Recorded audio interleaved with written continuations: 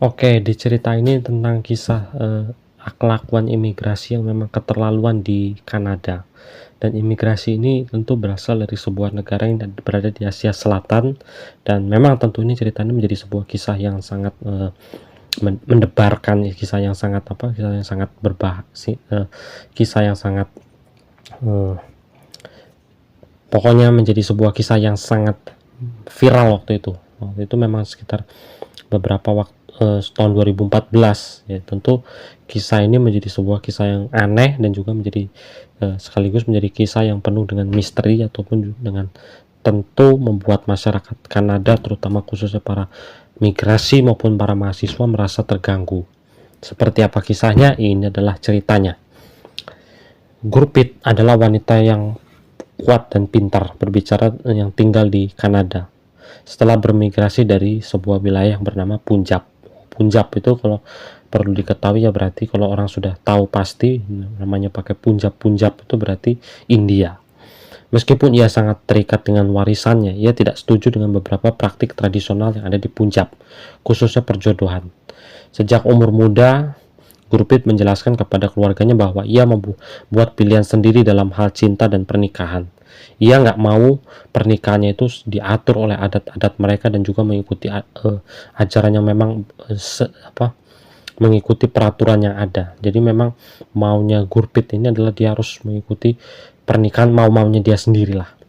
Ia akhirnya jatuh cinta pada Jason Ronald, seorang pria kulit putih yang merupakan warga Kanada. Mereka akhirnya menetap di Barrhaven, pinggiran kota yang tenang di luar Ottawa, di ibu kota Kanada, tempat mereka memulai keluarga mereka sendiri. Satu kali tetangganya bernama keluarga Gill, termasuk Jaktar dan Bupinder Pagil, beserta ketiga anak mereka yang konon katanya sama-sama orang India. Meskipun pandangan Gurpit dan Jaktar tentang tradisi yang sangat berbeda, ikatan persahabatan mereka cukup kuat. Gurpit bekerja sebagai seorang supir bus, sementara Jaktar bekerja di sebuah perusahaan elektronik di Kanada. Namun baru-baru itu, kesehatan Jaktar menjadi penyebab kekhawatirannya. Ia divonis menderita penyakit Crohn yang semakin membuatnya lemah, dan ia juga baru-baru ini menjalani operasi hernia yang membuatnya memiliki kemampuan fisik yang terbatas daripada yang sebelumnya. Meskipun mereka berbeda, kedua wanita ini memiliki persahabatan yang cukup bagus dan sering menghabiskan waktu bersama, khususnya saat membicarakan anak-anak mereka yang bersekolah di sekolah yang sama juga di wilayah tersebut.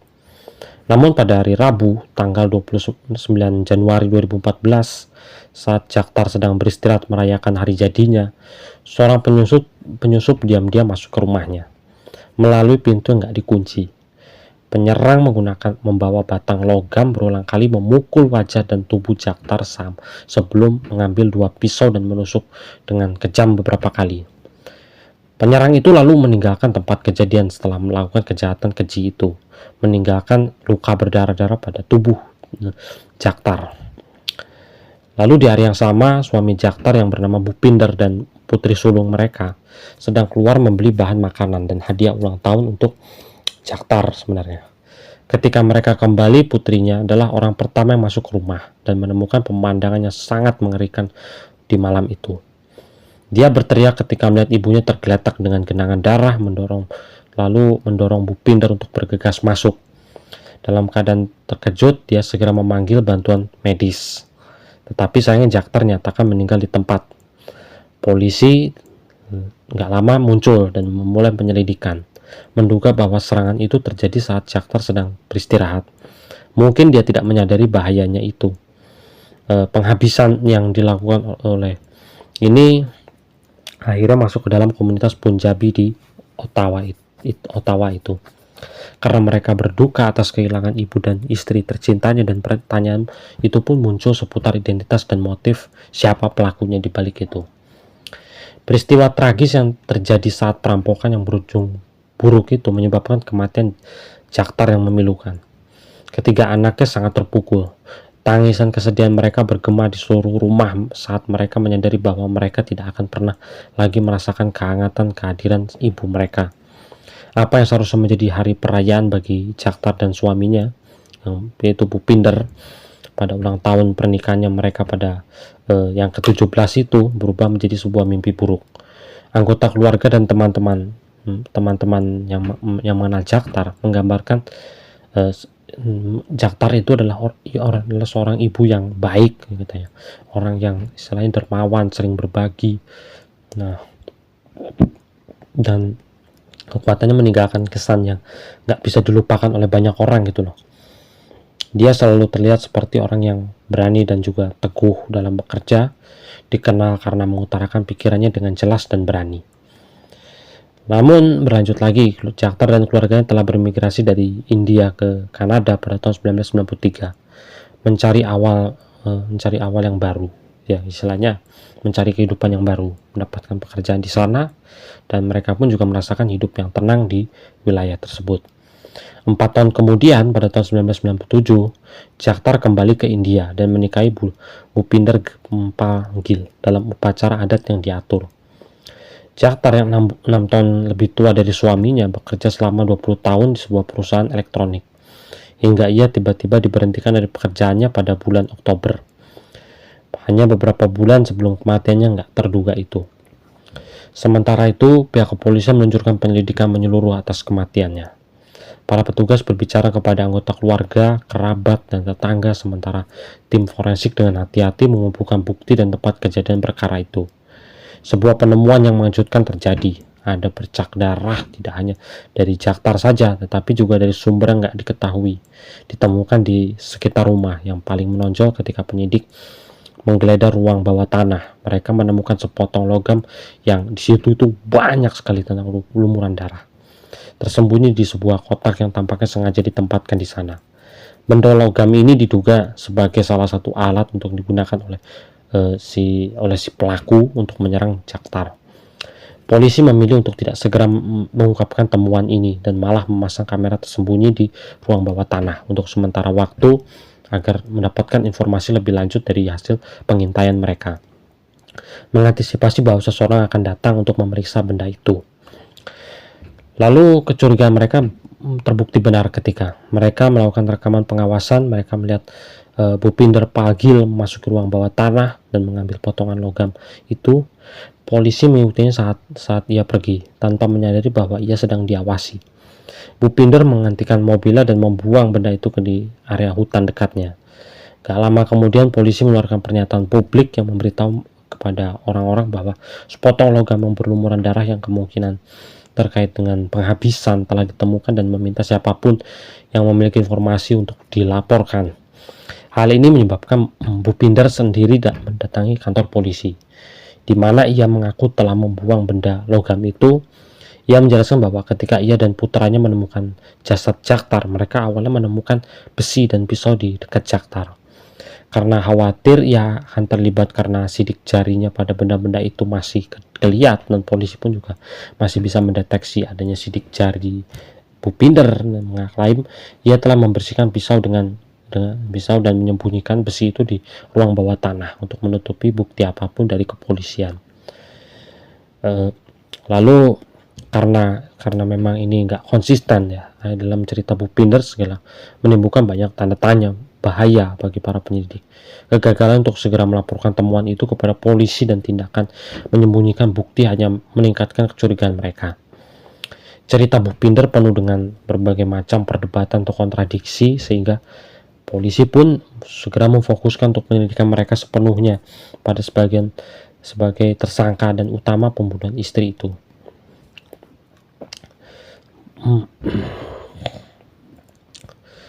Diliputi dengan kebingungan dan ketakutan ketika polisi menemukan sesuatu yang aneh. Darah yang ditemukan di tempat kejadian penghabisan Jaktar awalnya diyakini milik suaminya, yaitu Bhupinder, tetapi dari hasil tes DNA mengungkapkan bahwa kalau darah itu tidak cocok dengan suaminya.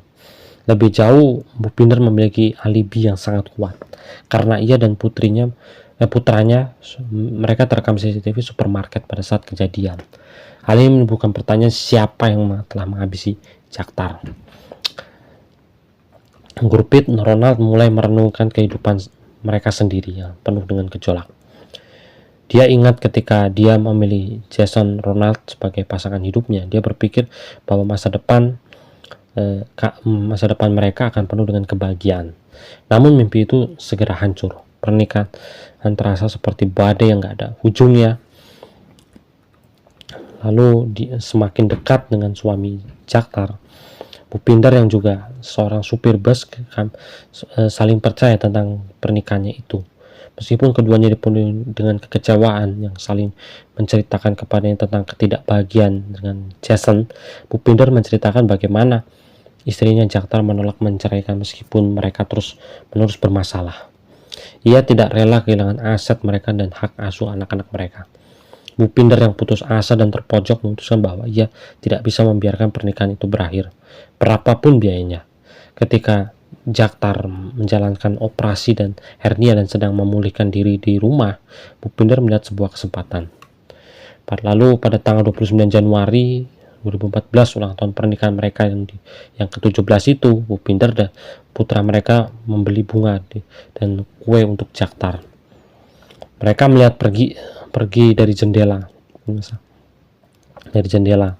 rumah Bhupinder, sepenuhnya menyadari kalau Jaktar akan sendirian di rumah. Itulah momen terakhir Jaktar dengan Bhupinder. Lalu Bhupinder memasuki rumahnya secara diam-diam tanpa ragu, menghabisi menghabisi Jaktar dengan darah dingin, percaya diri, begitu kami akan memiliki Bhupinder untuk diri sendiri. Dengan petunjuk baru, polisi pun mulai memfokuskan perhatian pada Bhupinder sebagai tersangka potensial. Mereka menyadari hubungan dekat dengan Jaktar dan Bhupinder. Dalam upaya mengumpulkan lebih banyak bukti, polisi memasang jebakan dengan membagikan formulir undian kepada penduduk setempat. Lalu polisi pun bergerak cepat menangkap Bhupinder. Kebenaran di balik kematian tragis Jaktar akhirnya terungkap, dan hal itu mengguncangkan masyarakat. Apa yang tampak seperti perampok sederhana yang berakhir buruk kini terungkap sebagai jaringan kebohongan, pengkhianatan, dan penghabisan dengan Bhupinder sebagai pusatnya. Selama persidangan, kedua terdakwa Gurpit dan Bhupinder Pal-Gill secara konsisten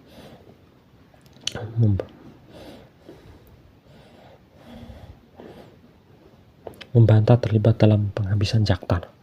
Mereka tetap teguh pada klaim gak bersalah. Bahkan saat jaksa mengajukan kasus mereka, Gurpit memang mengakui berselingkuh dengan Bhupinder, tetapi bersikeras bahwa dia tidak ada hubungannya dengan kematian tragis Jaktar. Dia menjelaskan kalau dia bukan penghabisan, dia hanya berada di tempat kejadian. Menurut pernyataan, dia pergi untuk memeriksa Jaktar, tetapi terkejut ketika dia menemukan tubuh temannya yang sudah nggak lagi hidup, penuh dengan darah. Dan dalam kepanikannya, Gurpit mengakui bahwa dia nggak sengaja menginjak pisau, dan karena takut akan akibatnya dia melemparkan kembali ke lantai.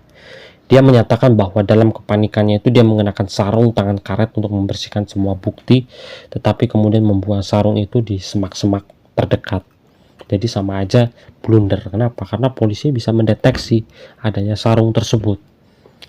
Lalu jaksa menganggap penjelasan Gurpit sangat meragukan, mempertanyakan mengapa dia tidak segera meminta bantuan untuk setelah menemukan temannya dalam keadaan yang sangat menyedihkan itu. Gurpit mengakui bahwa ia seharusnya melakukan itu, tetapi dalam kebingungan dan ketakutannya gagal bertindak. Seiring berjalannya persidangan, bukti-bukti yang memberatkan semakin kuat. Awalnya Gurpit mengatakan kepada polisi kalau dia tidak mengenal keluarga Gill, tetapi kemudian terungkap bahwa Jaktar adalah teman dekatnya. Bhupinder adalah kekasihnya. Sedangkan Bhupinder, ia terus menyangkal mengetahui penghabisan terhadap istrinya, Jaktar itu, meskipun yang berperilaku aneh saat mencoba menyembunyikan besi yang berlumuran darah kemudian ditemukan polisi. Di pengadilan, kedua mantan kekasih itu kini berselisih pendapat. Masing-masing menyalahkan satu sama lain atas penghabisan tersebut. Ada di antara mereka berdua berusaha untuk menjauhkan diri dari sikap mereka. Jason Ronald, suami Gurpit, bersaksi menjelaskan pernikahan mereka nggak ada yang harmonisnya, nggak mesra gitu istilahnya. Ia mengungkapkan kalau beberapa bulan sebelum setelah kepergian Jaktar, Gurpit telah menyerang dengan pisau. Setelahnya,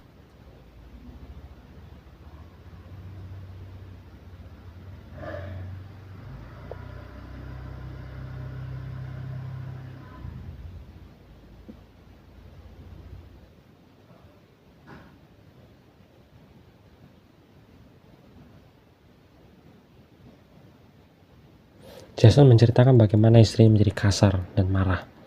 Tim pembela Gurpit membalas dengan mengklaim bahwa Jason adalah seorang pecandu alkohol yang kasar dan sering memperlakukannya dengan buruk, bahwa penggunaan pisau oleh Gurpit merupakan tindakan membela diri. Jason lebih lanjut mengungkapkan bahwa ia mengetahui perselingkuhan Gurpit dengan Bhupinder dan bahkan telah mengonfrontasikan tentang hal itu pada tahun 2013. Dengan nada sarkastis mengatakan kepadanya, "Jika Anda ingin menginginkan istri saya, ambillah dia," yang menyebabkan sedikit geli di ruang sidang. Meskipun tuduhan saling berbalas, juri yakin kalau Gurpit dan Bhupinder telah bersekongkol bersama untuk menghabisi Jaktar, dengan Gurpit sebagai orang yang melakukan penghabisan tersebut. Keduanya akhirnya dijatuhi hukuman penjara seumur hidup, meskipun konsekuensi dari tindakan mereka berdampak jauh melampaui ruang sidang. Bagian yang paling memilukan dari kasus tersebut adalah dampaknya terhadap putri sulung Jaktar, yang akhirnya jadi anak piatu, akhirnya jadi anak yang nggak punya orang tua lagi. Hak asuh anaknya nggak jelas, yang menemukan tubuh ibunya yang sangat sakit, yang penuh dengan darah itu. Trauma dialami begitu parah oleh seorang gadis yang muda dirawat di rumah sakit Royal Ottawa. Perawatan psikiatris yang disebabkan karena rasa trauma itu membuat anak itu jadi paranoid yang berjuang untuk memahami kebrutalan apa yang telah terjadi. Lalu kerabat Jaktar mengungkapkan kesedihan dan kemarahan mereka yang mendalam, menggambarkan Bhupinder sebagai pria yang gak berharga yang telah menghancurkan keluarganya.